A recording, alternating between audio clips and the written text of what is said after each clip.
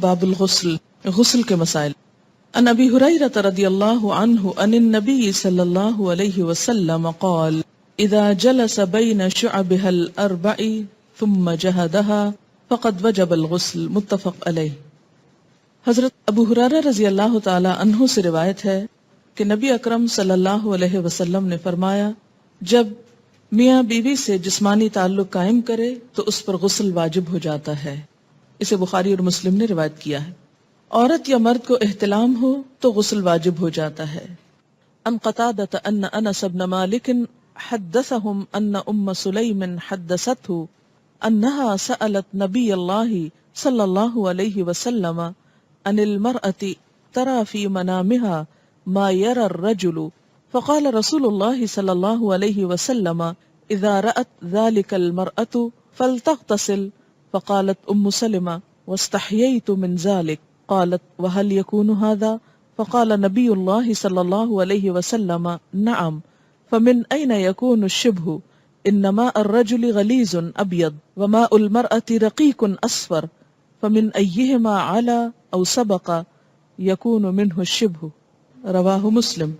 قتادہ سے روایت ہے کہ انس ابن مالک رضی اللہ تعالی عنہ نے ان سے حدیث بیان کی کہ ام سلیم رضی اللہ تعالی عنہا نے رسول اللہ صلی اللہ علیہ وسلم سے پوچھا، اگر عورت خواب میں دیکھے وہ جو مرد دیکھتا ہے، آپ نے فرمایا جب عورت ایسا دیکھے تو غسل کرے۔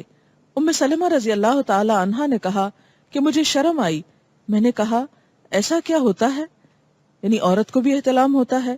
رسول اللہ صلی اللہ علیہ وسلم نے فرمایا بے شک ایسا ہوتا ہے، ورنہ بچہ عورت کے مشابہ کیوں کر ہوتا ہے؟ آپ نے فرمایا مرد کا نطفہ سفید اور گاڑھا ہوتا ہے، جبکہ عورت کا نطفہ پتلا اور زرد ہوتا ہے، دونوں میں سے جو بھی غالب آ جائے بچہ اسی کے مشابہ پیدا ہوتا ہے۔ اسے مسلم نے روایت کیا ہے۔ منی خارج ہونے پر غسل واجب ہو جاتا ہے۔ غسل جنابت میں پہلے دونوں ہاتھ دھونے چاہیے، پھر طہارت حاصل کر کے وضو کرنا چاہیے۔ عن عائشہ رضی اللہ عنہا ان رسول اللہ صلی اللہ علیہ وسلم کان اذا اغتسل من الجنابۃ بدأ فغسل يديه قبل ان يدخل يده في الاناء ثم تودأ مثل وضوئه للصلاة، رواہ مسلم۔ حضرت عائشہ رضی اللہ تعالی عنہا سے روایت ہے کہ رسول اللہ صلی اللہ علیہ وسلم جب غسل جنابت کرتے تو برتن میں ہاتھ ڈالنے سے پہلے دونوں ہاتھ دھوتے، پھر نماز کی طرح وضو کرتے، پھر غسل فرماتے۔ اسے مسلم نے روایت کیا ہے۔ غسل جنابت کا مسنون طریقہ یہ ہے۔ عن عائشہ رضی اللہ عنہا قالت کان رسول اللہ صلی اللہ علیہ وسلم اذا اغتسل من الجنابۃ یبدأ ویغسل یدیہ ثم یفرغ بیمینہ علی شمالہ فیغسل فرجہ ثم یتودأ وضوءہ للصلاة ثم یأخذ الماء فیدخل اصابعہ فی اصول الشعر حتى اذا رأى ان قد استبرأ ثم حفن على رأسه 3 حفنات ثم افاض على سائر جسده ثم غسل رجليه، متفق علیہ۔ حضرت عائشہ رضی اللہ تعالی عنہا سے روایت ہے کہ جب رسول اللہ صلی اللہ علیہ وسلم غسل جنابت فرماتے تو پہلے اپنے دونوں ہاتھوں کو دھوتے، پھر دائیں ہاتھ سے بائیں ہاتھ پر پانی ڈال کر استنجا کرتے، یعنی استنجا کے لیے بایاں ہاتھ استعمال کرنا چاہیے جبکہ پانی دائیں ہاتھ سے ڈالنا چاہیے، پھر نماز کی طرح کا وضو کرتے۔ اس کے بعد ہاتھوں کی انگلیوں سے سر کے بالوں کی جڑوں کو پانی سے تر کرتے، یعنی پورے سر کی سکن اور بالوں کی جڑیں اچھی طرح ویٹ ہونی چاہیے، دھلنی چاہیے۔ 3 لپ پانی سر میں ڈالتے، یعنی 3 times ایٹ لیسٹ سر پہ پانی پور کرتے، اور پھر سارے بدن پر پانی بہا دیتے، آخر میں پھر پاؤں دھوتے۔ اسے بخاری اور مسلم نے روایت کیا ہے۔ پاؤں دھونے کی حکمت کیا ہے؟ اس لیے کہ کچی زمین ہوتی تھی اور نہاتے وقت پانی جب زمین پہ پڑتا تو چھینٹے دوبارہ پاؤں پنڈلیوں تک آ جاتے، تو اس سے آخر میں پھر پاؤں دھو لیتے اور مکمل طور پر پاک ہو جاتے۔ تو ترتیب کیا ہوئی؟ پہلے دونوں ہاتھ دھونا۔ ہاتھ کیوں دھونے کی ضرورت ہے؟ اس لیے کہ ہاتھ اگر کسی بھی ناپاک چیز کو لگے ہیں تو ہاتھ صاف کر لیے جائیں، اور صاف کرتے وقت برتن کے اندر ہاتھ ڈال کے ہاتھ نہیں دھوئے جائیں گے، بلکہ برتن کو انڈیل کر اس سے پانی لے کر ہاتھ دھوئے جائیں گے. اور یہ بھی یاد رکھیے کہ اس دور میں ضروری نہیں تھا کہ ہر ایک کے پاس مگ اور پراپر نہانے کا سامان یا شاور ہو، اس لیے عموماً مٹی کے برتنوں میں کھلے یا حوض یا گھڑے کی طرح کے برتنوں میں پانی ہوتا تھا. آج بھی بہت سے دیہات اور گاؤں میں پسماندہ علاقوں میں پانی رکھنے کا یہی انتظام ہوتا ہے. تو اس میں آپ صلی اللہ علیہ وسلم نے اتنا آسان اور فطری طریقہ بتایا کہ جو ہر ایک کی ریچ میں ہو، ہر ایک کے بس میں ہو. ہاتھ دھونے کے بعد استنجا، اور استنجا کرنے کے بعد پورا وضو، وضو کرنے کے بعد سر کے اوپر اچھی طرح پانی بہانا اس طرح کہ بالوں کی جڑیں تر ہو جائیں. کوئی اگر چیز ایسی لگی ہوئی ہو کہ جس سے سکن تک پانی نہیں پہنچتا تو اس چیز کو کھرچنا اور صاف کرنا ضروری ہے. مثلا اگر چنگم لگ گئی ہے کہیں یا کوئی اور پینٹ لگ گیا ہے تو سکن سے اس کا ہٹانا ضروری ہے تاکہ سکن تک پانی پہنچے. اس کے بعد پورے جسم پہ پانی بہا لیا اور پھر آخر میں پاؤں دھو لیے. لیکن اگر واش روم ایسا ہے کہ جس میں چھینٹے پلٹنے کا ڈر نہیں، ویسے جیسا بھی ہو کچھ نہ کچھ چھینٹے تو پلٹ ہی آتے ہیں، تو اس لیے اگر پاؤں بعد میں دھو لیے جائیں تو انسان کو مکمل طور پر پاکی کا احساس ہو جاتا ہے. غسل جنابت میں پانی سر کے بالوں کی جڑوں تک پہنچنا چاہیے. ان ثوبان رضی اللہ عنہ انہ مستفت النبی صلی اللہ علیہ وسلم عن ذلك فقال اما الرجل فلينشر رأسه فليغسله حتى يبلغ اصول الشعر واما المرأة فلا عليها ان لا تنقضه لتغرف على رأسها 3 غرفات بكفها. رواہ ابو داود. حضرت ثوبان رضی اللہ عنہ سے روایت ہے کہ صحابہ کرام نے نبی اکرم صلی اللہ علیہ وسلم سے غسل جنابت کے بارے میں سوال کیا تو آپ نے فرمایا کہ مرد اپنے سر کے بال کھولے اور انہیں دھوئے حتیٰ کہ پانی بالوں کی جڑوں تک پہنچ جائے، اور عورت کے لیے بالوں کو کھولنا ضروری نہیں، یعنی چٹیا وغیرہ ساری کھولنے کی ضرورت نہیں، بلکہ وہ اپنی دونوں ہتھیلیوں سے 3 لپ پانی اپنے سر میں ڈال لے پھر غسل مکمل کر لے. اسے ابو داؤد نے روایت کیا ہے. اس سے کیا پتہ چلتا ہے کہ سارے بال دھونا ضروری نہیں بلکہ سر کی سکن اور جڑیں بھگونا ضروری ہے، اور اس میں کوئی ایک بال برابر جگہ بھی خشک نہیں رہنی چاہیے. جہاں لمبے بالوں کا تعلق ہے یا لمبی چوٹی کا تعلق ہے تو وہ ایک طرف کو کر کے، یا یہ ہے کہ اگر پیچھے ہیں تو سر آگے کو کر کے دونوں ہاتھوں کو ملا کے، اس کو لپ بولتے ہیں نا، تو دونوں ہاتھوں کو ملا کے پانی اٹھا کے اچھی طرح اس سے سر کو مل لیا جائے. نیل پالش یا کوئی دوسری ایسی چیز جو جسم تک پانی نہ پہنچنے دے اسے دور کیے بغیر غسل مکمل نہیں ہوتا، یعنی پاکی حاصل نہیں ہوتی. غسل جنابت کے لیے پانی میسر نہ ہو تو غسل کی نیت سے کیا ہوا تیمم ہی کافی ہے. ان عمران ابن حسین رضی اللہ عنہما ان رسول اللہ صلی اللہ علیہ وسلم رأى رجلا معتزلا لم يصلي في القوم فقال يا فلان ما منعك ان تصلي في القوم فقال يا رسول الله صلى الله عليه وسلم اصابتني جنابة ولا ماء قال عليك بالسعيد فانه يكفيك. رواه البخاری.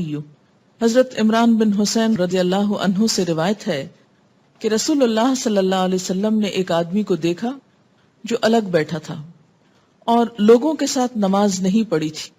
آپ نے فرمایا اے فلاں آدمی تو نے لوگوں کے ساتھ نماز کیوں نہیں پڑھی؟ اس نے عرض کیا میں جنبی ہوں اور پانی بھی میسر نہیں. رسول اللہ صلی اللہ علیہ وسلم نے فرمایا پاک مٹی سے تیمم کر لو، وہی غسل جنابت اور وضو کے لیے کافی ہے. اسے بخاری اور مسلم نے روایت کیا. اسی طرح بسا اوقات پیریڈز میں جب نہانا واجب ہوتا ہے پاک ہونے کے بعد، اور انسان بخار کی شدید کیفیت میں مثلا نہا نہیں سکتا یا کسی اور ایسی تکلیف یا بیماری میں ہے، تو اس میں بھی صرف تیمم کافی ہے، اور وہ تیمم 2 دفعہ کرنے کی ضرورت نہیں. ایک ہی تیمم غسل اور وضو دونوں کے قائم مقام ہو جائے گا. حیض ختم ہونے کے بعد غسل کرنا واجب ہے، یعنی اب کون کون سی چیزیں غسل کو واجب کر رہی ہیں ان سب کا یہاں ذکر کیا جا رہا ہے. ان عائشہ رضی اللہ عنہا ان فاطمہ بنت ابی حبیش كانت تستحاض فسألت النبی صلی اللہ علیہ وسلم فقال ذلك عرق وليست بالحیضة فإذا اقبلت الحیضة فدع الصلاة وإذا ادبرت فاغتسلی وصلی. رواہ البخاری. حضرت عائشہ رضی اللہ تعالی عنہا سے روایت ہے کہ حضرت فاطمہ بنت ابی حبیش رضی اللہ عنہا کو استحاضہ کی شکایت تھی. انہوں نے رسول اللہ صلی اللہ علیہ وسلم سے مسئلہ پوچھا تو آپ نے فرمایا یہ ایک رگ کا خون ہے، حیض کا نہیں. جب حیض شروع ہو تو نماز چھوڑ دو، جب ختم ہو جائے تو غسل کر کے نماز شروع کر دو. اسے بخاری نے روایت کیا ہے. تو استحاضہ کا جو سورس ہے وہ حیض کے سورس سے مختلف ہے. استحاضہ ایسے جیسے جسم کے کسی بھی اور حصے سے خون نکلنا. استحاضہ کی مریض خاتون کو حسب عادت حیض کے ایام شمار کر کے غسل کرنا چاہیے. عن عائشہ رضی اللہ عنہا زوج النبی صلی اللہ علیہ وسلم قالت ان ام حبیبۃ رضی اللہ عنہا بنت جحش التي كانت تحت عبد الرحمن بن عوف رضی اللہ عنہ شکت الى رسول اللہ صلی اللہ علیہ وسلم الدم فقال لها امكثي قدر ما كانت تحبسك حیدتك ثم اغتسلی فكانت تغتسل عند كل صلاة. رواہ مسلم. نبی اکرم صلی اللہ علیہ وسلم کی زوجہ محترمہ حضرت عائشہ رضی اللہ عنہا کہتی ہیں کہ عبد الرحمن بن عوف رضی اللہ عنہ کی بیوی حضرت ام حبیبہ رضی اللہ عنہا رسول اللہ صلی اللہ علیہ وسلم کی خدمت میں حاضر ہوئی اور استحاضہ کی شکایت کی. رسول اللہ صلی اللہ علیہ وسلم نے ارشاد فرمایا حسب عادت ایام حیض میں نماز نہ پڑھو، پھر ایام حیض ختم ہونے پر غسل کر لو. چنانچہ ام حبیبہ رضی اللہ عنہا ہر نماز کے لیے غسل کیا کرتی تھیں. اسے مسلم نے روایت کیا ہے. نماز سے مراد جب دوبارہ حیض سے پاک ہو کر نماز شروع ہونے کا وقت ہوتا تھا اس کے لیے. اس کا یہ مطلب نہیں ہے کہ ہر نماز کے ٹائم پہ غسل کرتی تھی. غسل حیض کا طریقہ یہ ہے. عن عائشہ رضی اللہ عنہا ان اسماء سألت النبی صلی اللہ علیہ وسلم عن غسل المحیض فقال تأخذ احداکن ماءها وسدرتها فتطهر فتحسن الطهور ثم تصب على رأسها فتدلكه دلكا شديدا حتى يبلغ شؤون رأسها ثم تصب عليه الماء ثم تأخذ فرصة ممسكة فتطهر بها. فقالت اسماء وكيف أتطهر؟ فقال سبحان الله تطهرين بها. فقالت عائشة رضي الله عنها كأنها تخفي ذلك تتبعين أثر الدم. وسألته عن غسل الجنابة فقال تأخذ ماء فتطهر فتحسن الطهور أو تبلغ الطهور ثم تصب على رأسها فتدلكه حتى تبلغ شؤون رأسها ثم تفيد عليها الماء. فقالت عائشة نعم النساء نساء الأنصار لم يكن يمنعهن الحياء أن يتفقهن في الدين. رواہ مسلم. حضرت عائشہ رضی اللہ عنہا سے روایت ہے کہ حضرت اسماء رضی اللہ تعالی عنہا نے نبی اکرم صلی اللہ علیہ وسلم سے غسل حیض کے بارے میں سوال کیا کہ کیسے نہانا چاہیے اس کے بعد. تو آپ نے فرمایا پہلے پانی میں بیری کے پتے ڈال کر اچھی طرح حیض کے خون سے پاکی حاصل کر لو. یہ بیری کے پتوں کی ضرورت اس لیے کہ اس دور میں صابن کی ایسی صورت اور قسمیں موجود نہ تھی. مراد جس سے یہ کہ اچھی طرح صفائی حاصل کرنے کے لیے کہ سب میل کچیل دور ہو جائے اس پانی سے نہاؤ. اب دیکھیے کہ مردے کو نہلانے کے لیے بھی بیری کے پتے ڈال کر پانی کو بوائل کیا جاتا ہے اور اس سے نہلایا جاتا ہے. اور اس میں بھی ایک اب تو صابن استعمال کر لیا جاتا ہے لیکن دیہاتوں وغیرہ میں اب بھی لوگ اسی پانی سے نہلاتے ہیں. تو ایک طرح سے جراثیم کش محلول بن جاتا ہے اور ہر قسم کی نجاست کو جسم سے دھو ڈالتا ہے. اب یوں سمجھے کہ لیکوڈ سوپ کی طرح کا ہے. پھر سر پہ پانی ڈالو. یہ مراد اس سے یہ ہے کہ جہاں جہاں نجاست ہے اچھی طرح جسم کو مل کے دھو لو. پھر سر پہ پانی ڈالو اور خوب اچھی طرح ملو تاکہ پانی بالوں کی جڑوں تک پہنچ جائے. پھر سارے بدن پر پانی بہاؤ. پھر خوشبو لگی ہوئی روئی کا پھاہا لے کر اس سے پاکی حاصل کرو. یعنی جسم سے ساری اسمیل دور کرنے کے لیے کیا کرو؟ روئی کو خوشبو لگا کر اسے جسم پر لگاؤ تاکہ خون کی ساری نجاست کا اثر اور اسمیل اور گندگی دور ہو جائے. آج کے دور میں بھی اگر ایسا کیا جائے تو بہت اچھا ہے، لیکن صابن وغیرہ بھی خوشبودار جو ہوتا ہے اس سے یہ کام لیا جا سکتا ہے. اس سے آپ اندازہ لگائیں نا کہ اسلام پاکیزگی، طہارت، صفائی ستھرائی اور خصوصاً ایک عورت سے اچھی اسمیل آنے کی طرف کتنا متوجہ کرتا ہے. بہت سے ازدواجی زندگیوں میں جھگڑے محض اس لیے ہوتے ہیں کہ عورتیں اپنی کیئر نہیں کرتی اور خصوصاً جو نجاست سامنے نظر نہیں آتی اس کے بارے میں بہت کیئر لیس ہوتی. تو یہ چیز درست نہیں. اس لیے آپ دیکھیں کہ اللہ کے رسول صلی اللہ علیہ وسلم نے اگرچہ مسئلے میں کتنی حیا ہے لیکن اس کے باوجود اچھی طرح کھول کے بات سمجھائی تاکہ کوئی بھی ابہام نہ رہے. حضرت اسماء رضی اللہ تعالی عنہا نے عرض کیا روئی کے پاہے سے پاکی کس طرح؟ یعنی کاٹن بڈ سے کس طرح؟ آپ صلی اللہ علیہ وسلم نے فرمایا سبحان اللہ، پاکی حاصل کرو. یعنی اب آپ اس سے زیادہ اور کیا ڈیٹیل بتاتے؟ یعنی اٹس انڈرسٹوڈ کہ روئی کے اوپر خوشبو لگا کے جسم کے اس حصے پہ لگاؤ کہ جہاں نجاست کے اثرات رہے ہیں تاکہ وہ سب کچھ دور ہو جائے. حضرت عائشہ رضی اللہ عنہا نے آشتا سے بتایا کہ حیض کی جگہ پر لگاؤ. پھر حضرت اسماء نے غسل جنابت کا سوال کیا تو آپ صلی اللہ علیہ وسلم نے فرمایا پہلے پانی سے اچھی طرح استنجا کرو، پھر سر پر اچھی طرح پانی ڈال کر ملنا چاہیے تاکہ پانی بالوں کی جڑوں تک پہنچ جائے، پھر پورے بدن پر پانی ڈالو. حضرت عائشہ رضی اللہ تعالی عنہا کہتی ہیں کہ انصار کی عورتیں بھی کیا خوب عورتیں ہیں کہ دین کی باتیں پوچھنے میں شرم محسوس نہیں کرتی. اسے مسلم نے روایت کیا. عورت کے سر کے بالوں کی جڑوں میں چوٹی کھولے بغیر پانی پہنچ سکے تو چوٹی کھولنا ضروری نہیں، لیکن اگر نہ پہنچ سکے تو کھولنا ضروری ہے، کیونکہ بعض ممالک میں خواتین کے بال مثلا افریقن کنٹریز میں آپ نے دیکھا ہوگا اتنے تھک ہوتے ہیں کہ آسانی سے انگلی ان میں سے نہیں گزرتی، اور بعض چوٹیاں اس طرح جیسے ہمارے ہاں فرنٹیر کے علاقے میں اتنی باریک باریک بالوں سے بنائی بھی ہوتی ہیں اور ان کو آپس میں پھر ان کے ڈیزائن بنے ہوئے ہوتے ہیں، اور بعض اوقات وہ اس طرح چپکا بھی دی جاتی ہیں کہ جس سے سکن تک پانی ڈائریکٹ نہیں پہنچ سکتا. تو ایسی صورت میں پھر ان مینڈیوں کو کھول دینا چاہیے. ان ام سلمہ رضی اللہ عنہا قالت قلت یا رسول اللہ صلی اللہ علیہ وسلم ان امرأة اشد ظفر رأسی افانقضه لغسل الجنابہ قال لا انما يكفيك ان تحسي على رأسك 3 حسيات ثم تفيدين عليك الماء فتطهرين رواہ مسلم. ام سلمہ رضی اللہ عنہا کہتی ہیں کہ میں نے عرض کیا یا رسول اللہ صلی اللہ علیہ وسلم میں اپنے سر پر چوٹی باندھتی ہوں، کیا غسل جنابت کے لیے کھول دیا کروں؟ آپ نے فرمایا نہیں، سر پر 3 لپ پانی ڈال لینا کافی ہے اور اس کے بعد سارے بدن پر پانی بہا کر پاک ہو سکتی ہو. اسے مسلم نے روایت کیا ہے. ان عائشہ رضی اللہ عنہا ان النبی صلی اللہ علیہ وسلم قال لها وكانت حائضا انقضی شعرک واغتسلی رواہ ابن ماجہ. حضرت عائشہ رضی اللہ تعالیٰ عنہا سے روایت ہے کہ جب وہ غسل حیض کرنے لگیں تو آپ صلی اللہ علیہ وسلم نے فرمایا اپنے بال کھول لو اور غسل کرو. اسے ابن ماجہ نے روایت کیا. ینگ تھی، ان کے بال ہو سکتا بہت تھک ہوں.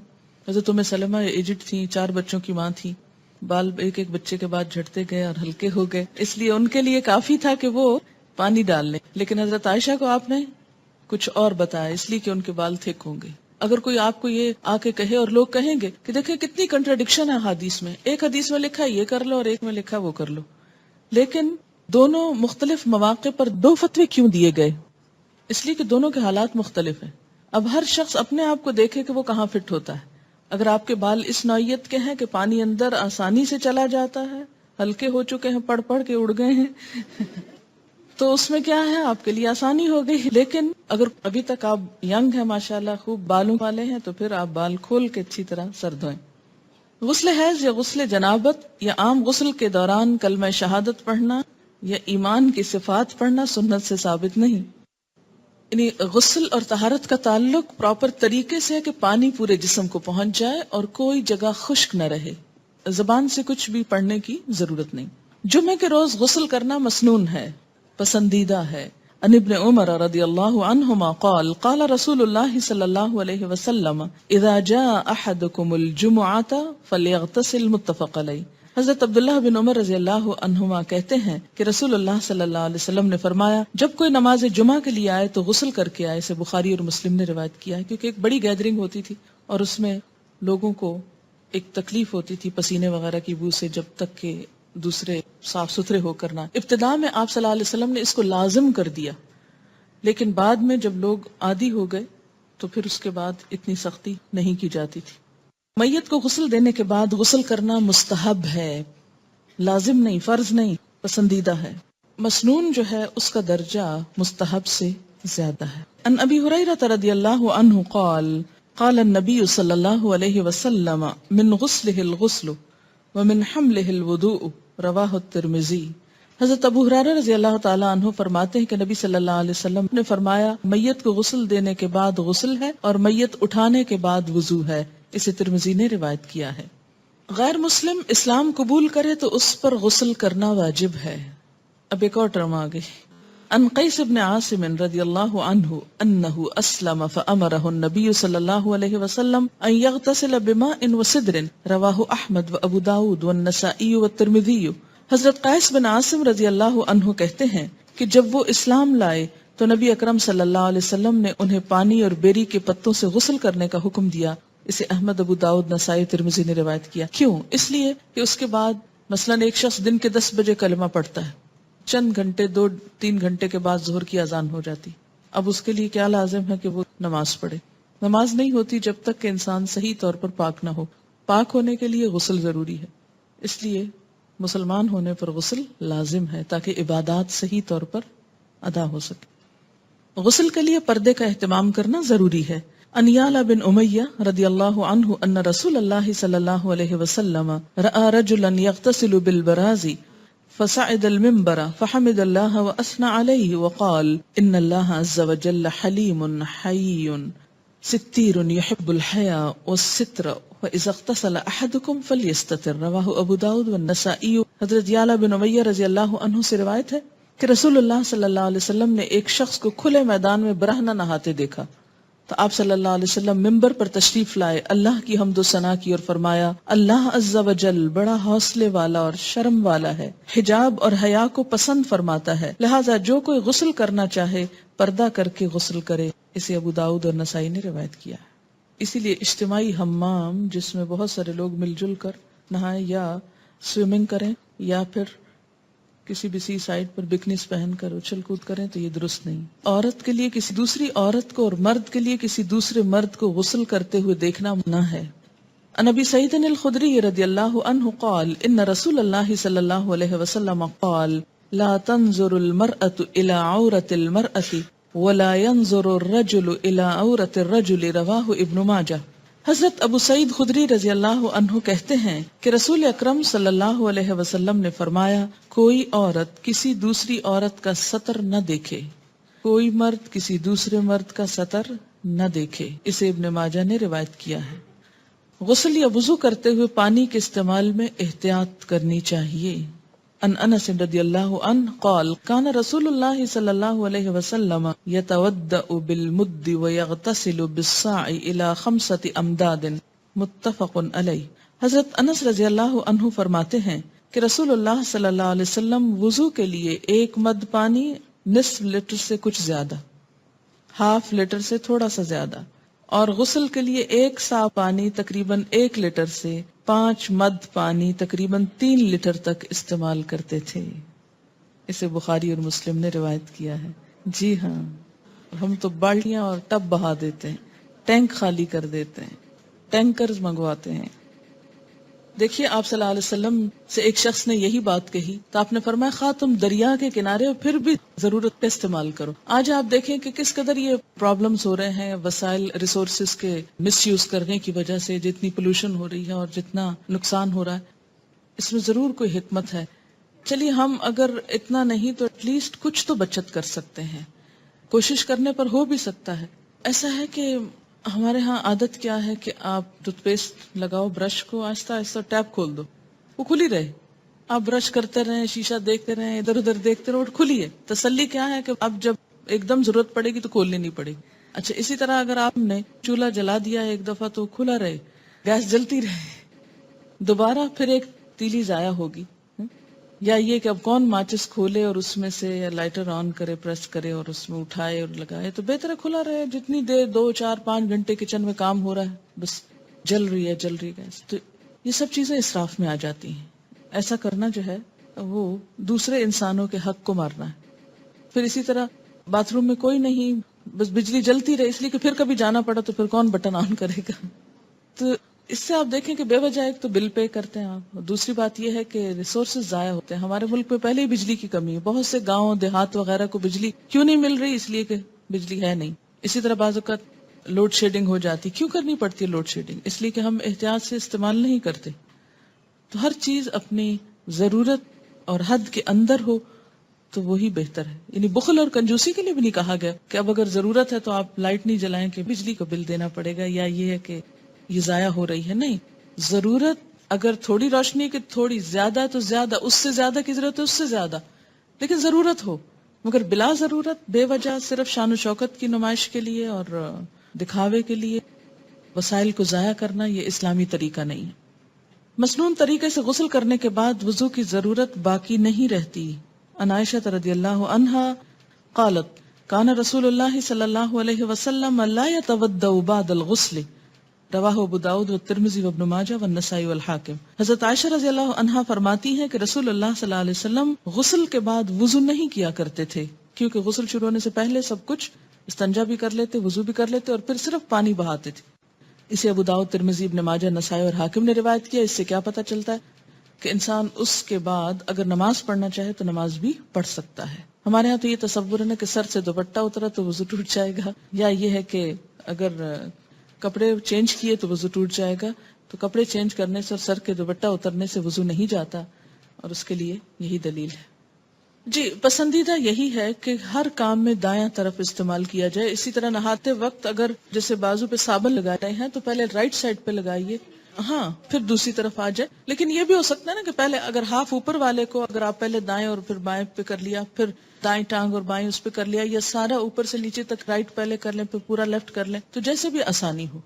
جی ہاں، پانی کا بھی حساب ہوتا ہے. ان کا سوال یہ ہے کہ شاور کے نیچے کھڑے ہو کر عموماً نہایا جاتا ہے تو کیا نہا سکتے ہیں؟ نہا سکتے ہیں، ایسی کوئی پابندی نہیں کہ آپ بیٹھ کر ہی نہائیں. اور خاص طور پر جب آپ جسم پہ پانی بہائیں گے تو بیٹھ کر پانی کیسے بہے گا؟ وہ تو پوری طرح آپ پاک نہیں ہو سکتے، منع نہیں کیا گیا.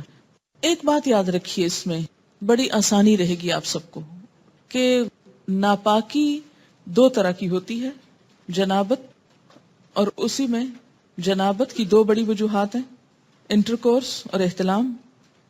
یہ جنابت میں آ جاتی ہیں دونوں چیزیں، ٹھیک ہے، یہ غسل کو واجب کرتی ہیں. اور دوسری بڑی ناپاکی کیا ہے؟ حیض.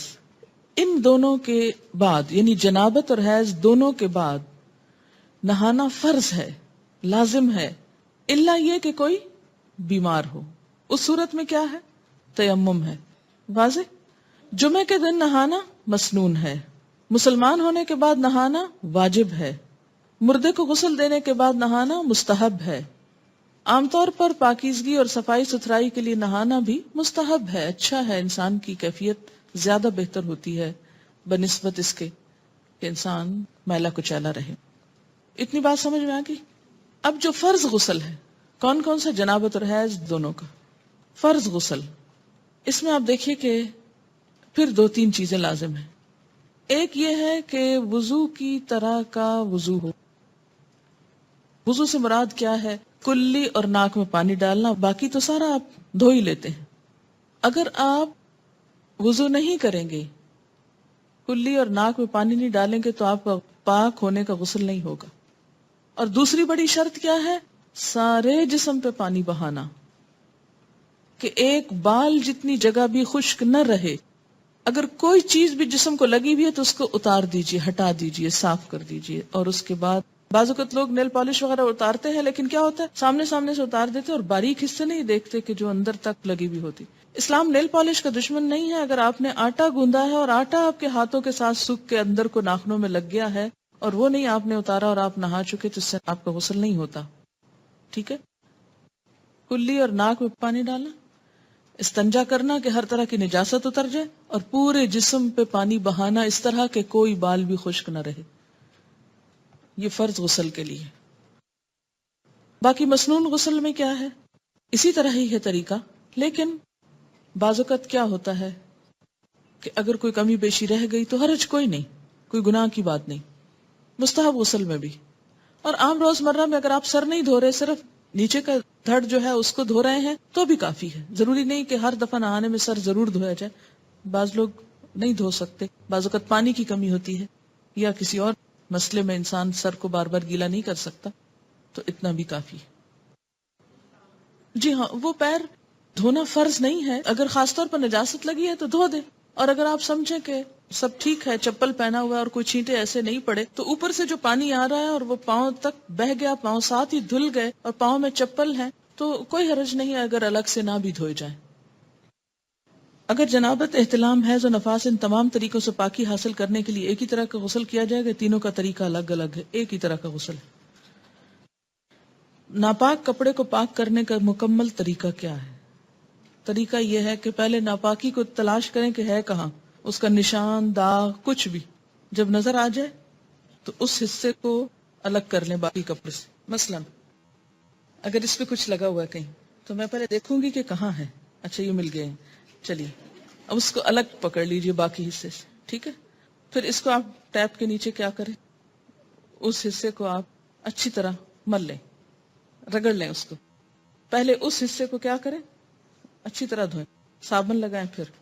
پھر اس کے بعد کیا ہے کہ اس کے ذرا سے پیچھے والے حصے کو، کیونکہ پانی وہ اس کا پھیل کے پیچھے تک آ جاتا ہے، لیکن یہاں سے پکا پکڑیں کہ پورے اس پہ نہ چلا جائے.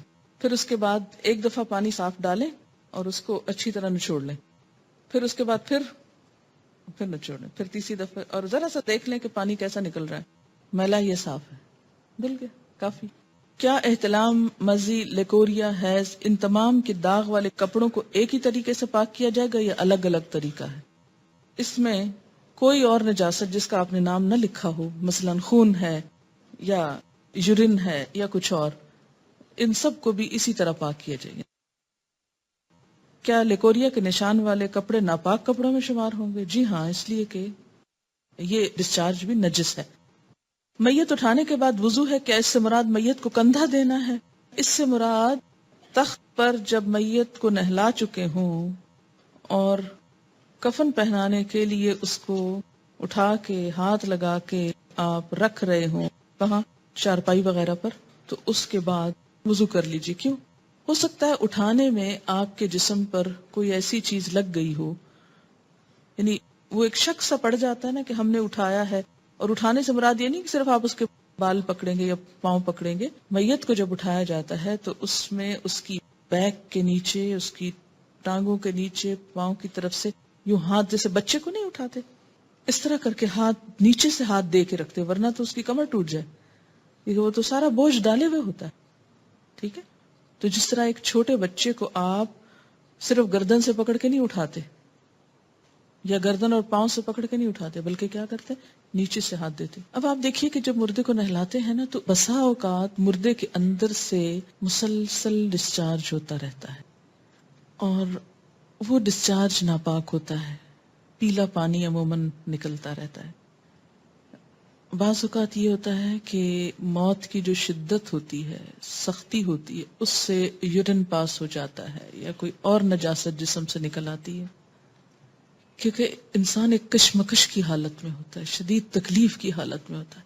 تو جب جان نکلتی ہے تو وہ ایک خوف، آپ دیکھیں نا کہ جب خصوصاً اگر مردے کے پاس ایسے فرشتے آئے ہوں کہ جو عذاب والے ہوں تو ان کو دیکھتے ہی خوف زدہ ہو جاتا ہے. تو اس خوف میں جیسے آپ نے دیکھو کہ بعض بچوں کو مار پڑے تو پیشاب نکل جاتا ہے، ان کا ہوتا ہے نا خوف کی حالت میں. تو اس طرح بسا اوقات کچھ ڈسچارجز ہوتے. بعض اوقات مردہ کسی زخم یا پیٹ کی بیماری میں مبتلا ہوتا ہے تو نہلانے کے بعد، غسل دینے کے بعد، یا بعض اوقات قتل وغیرہ کا مسئلہ ہوتا ہے، کوئی خون نکل رہا ہوتا ہے، تو نہلا چکنے کے بعد بھی قبر میں لے جانے تک ڈسچارج ہوتا چلا جاتا ہے.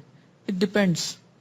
اب جب آپ اس کو اٹھاتے ہیں اس تخت سے اسٹریچر پہ یا اس میت کی جو چارپائی ہے اس پہ ڈالنے کے لیے، تو پھر انسان کے دل میں ذرا تصور میں لائیں کہ آپ نے کسی مردے کو ہاتھ لگایا، اس کے بعد آپ کی فیلنگ کیا ہوگی؟ جیسے آپ کو کچھ لگ گیا، یہ فیلنگ آتی ہے نا.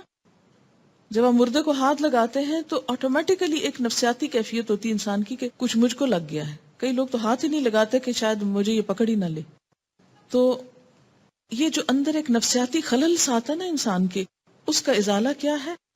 اگر نہلایا تو چھینٹے پڑیں گے اپنے اوپر، تو نہا لیں آپ خود بھی تاکہ دل سے سب خلش دور ہو جائے. اور اگر آپ نے نہلایا نہیں، صرف اٹھانے میں مدد دے کے رکھا ہے، تو آپ وضو کر لیں تاکہ آپ کے اندر کی کیفیت درست ہو جائے اور آپ کی نماز میں دل لگے. یاد رکھیے کہ جو غسل اور وضو کے جتنے بھی مواقع ہیں یہ سارے اسی لیے ہیں کہ انسان کی نماز میں سکون آئے. عام حالت میں بھی جو وضو کرنے کے لیے کہا جاتا ہے نا، تو آپ دیکھیں کبھی ہم کھا پی رہے ہوتے ہیں، کبھی ہم ہنس رہے ہوتے ہیں، کبھی ہم دنیا میں انوالو ہوتے ہیں، تو پھر جب ہم نماز کے لیے جاتے ہیں تو وضو نماز کی تیاری ہے، اس کے خشوع و خضوع میں ہیلپ کرتا ہے، اس لیے یہ حکم دیا گیا. لیکن اگر کوئی نہیں کرتا وضو تو کوئی گناہ کا کام نہیں ہے. جی نہیں، مردے کا سطر تو نہیں کھولیں گے، لیکن اس کے باوجود جسم سے اگر کچھ رس رہا ہے، بعض بیماریوں میں رستا ہے، بعض حالات میں رستا ہے، کوئی بھی ریزن ہو سکتا، تو کوئی بھی چیز جو مردے کے جسم سے نکل رہی ہے وہ پاک نہیں ہے. ٹھیک ہے نا؟ تو اس کو دھو لینا چاہیے. یہ جو آپ کو دعائیں سکھائی گئی نا صبح شام کی، اس میں ایک دعا آتی ہے نا، اللہم انی اسألک العافیۃ فی الدنیا والآخرہ، اور پھر اللہم استر عوراتی وآمن رواتی. اس دعا کو بہت توجہ سے مانگا کہ اللہم استر عوراتی، اللہ میرے شرم والے حصوں کو، چیزوں کو ڈھانپ دے، میری شرم کی چیز کسی کے سامنے نہ کھلے. اور اسی لیے کہتے ہیں نا کہ جس نے کسی میت کا عیب چھپایا اللہ تعالیٰ اس کا عیب چھپائے گا. میت کا کوئی عیب نظر آئے، عیب سے مراد کیا ہے کہ مثلا نہلایا اور اگر اس کے جسم سے کوئی نجاست نکلتی دیکھی، یا کوئی داغ دیکھا، یا کوئی بھی چیز دیکھی ہے، یا کوئی نقص دیکھا، تو انسان سب کو بتاتا پھرے کہ میں نے فلاں کو نہلایا تھا اور اس کے اندر میں نے یہ دیکھا تھا. نہیں، کبھی نہیں، ہونٹ نہ کھلے. زندہ انسان کے عیب کے لیے بھی نہیں کھلنے چاہیے، اور مردہ کی تو اور احتیاط کرنی چاہیے، کیونکہ زندہ تو کبھی نہ کبھی اپنی صفائی پیش کر دیتا ہے، یا اس کا حال اچھا ہو جاتا ہے تو وہ اس کے بارے میں سوچ لوگوں کی بہتر ہو جاتی ہے. لیکن مرنے والا تو بس پھر اس کا آخری سفر ہے نا، آخری وقت ہے، اس لیے اس کے بارے میں تو کوئی چیز ایسی دیکھی جائے بالکل ذکر نہیں کرنا چاہیے. اسی لیے کہتے ہیں نا کہ گھر والوں کو شریک ہونا چاہیے غسل دیتے وقت، صرف پروفیشنلز پہ نہیں چھوڑ دینا چاہیے. ایک تو وہ صفائی وغیرہ کا صحیح اہتمام نہیں کرتے، دوسرا یہ کہ ان کو اتنی دلچسپی کہاں کہ مردے کو احتیاط سے ہاتھ لگائیں، اور تیسرا یہ ہے کہ کوئی عیب دیکھ لیں تو کیا پتہ کہاں کہاں بتائیں. احترام ہے نا، احترام ہے اس کا بھی. یہ نہیں کہ اگر وہ مر گیا ہے تو اب آپ جیسے چاہیں اس کے ساتھ بدتمیزی سے کام کریں، احترام سے. کیا ڈاکٹر سے اندرونی چیک اپ کے بعد نہانا چاہیے؟ نہیں، اس سے نہانے کی ضرورت نہیں ہے، لیکن وضو کرنا ہوگا. کیا دوران حیض نہانا منع ہے؟ کوئی منع نہیں ہے. ڈیورنگ پیریڈز نہا سکتے ہیں. It depends. بعض لوگوں کو نہانے سے تکلیف ہوتی ہے، بعض کو نہانا زیادہ اچھا رہتا ہے. اپنی اپنی عادت کے مطابق کر لیجئے. عورتوں اور مردوں کے غسل کرنے کے جو فرائض ہیں اس میں کوئی فرق نہیں. اچھا، یہ ان کو مشکل پتہ کیوں پیش آ رہی؟ اس لیے کہ بعض احادیث مکمل ہیں، بعض احادیث میں صرف ایک مسئلہ بیان کیا ہے. تو اسی لیے میں ہمیشہ کہتی ہوں نا کہ جز کو دیکھ کر یہ نہ سمجھے کہ کل اسی کے اندر ہے. کیا ننگے بدن پر وضو ہو جاتا ہے؟ یہ ابھی میں نے کیا کہا ہے. جنابت میں ایک ہی دن 2 بار غسل کرنا پڑ جائے تو اس کے لیے کیا رخصت ہے کہ صرف نیچے والا حصہ دھو لیا جائے؟ نہیں، کوئی رخصت نہیں ہے. جب جنابت کی حالت ہو تو نہانا ہوگا نماز کے لیے. استحاضہ کے دوران اگر مسلسل بلیڈنگ ہو رہی ہو تو ہر نماز کے وقت صرف وضو کرنا کافی ہوگا یا سینیٹری ٹاول بھی بدلنا ہوگا؟ کیونکہ پچھلے نجس خون میں نماز نہیں ہو سکتی الا یہ کہ آپ کسی ایسی جگہ پر ہیں کہ جہاں آپ کوئی موقع نہیں پاتے، سفر کی حالت ہے، یہ کوئی ایسی جگہ ہے کہ جہاں بہت مشکل ہے، تو پھر اس میں اللہ تعالیٰ معاف کرنے والا ہے، لیکن عام حالات میں چینج کرنا ہوگا. یہ کسی نے لکھا ہے کہ مسئلہ 105 میں جو حدیث بتائی گئی اس میں تو جینیٹکس کا بنیادی اصول لا آف ڈومیننس بتایا گیا ہے جو 19ویں صدی میں پتہ چلا، جبکہ آپ صلی اللہ علیہ وسلم نے بہت پہلے بتا دیا. یہ جو مسئلہ تھا نا، مرد عورت کے نطفے سے جو بھی غالب آئے بچہ اس کی شکل کا ہوتا ہے. مردے کو نہلانے کے بعد اگر خود نہ نہا سکیں، یعنی کوئی ایسی جگہ نہ ہو جہاں غسل کر سکے، تو کیا صرف وضو کر کے نماز پڑھ سکتے ہیں جبکہ نماز کا وقت ہو جائے، یا نماز قضا کر دیں؟ میں نے بتایا ہے کہ یہ نہانا جو ہے فرض نہیں ہے. نہا لیں تو بہت اچھا ہے، اگر نہیں نہا سکتے تو وضو کر کے نماز پڑھ لیں بس.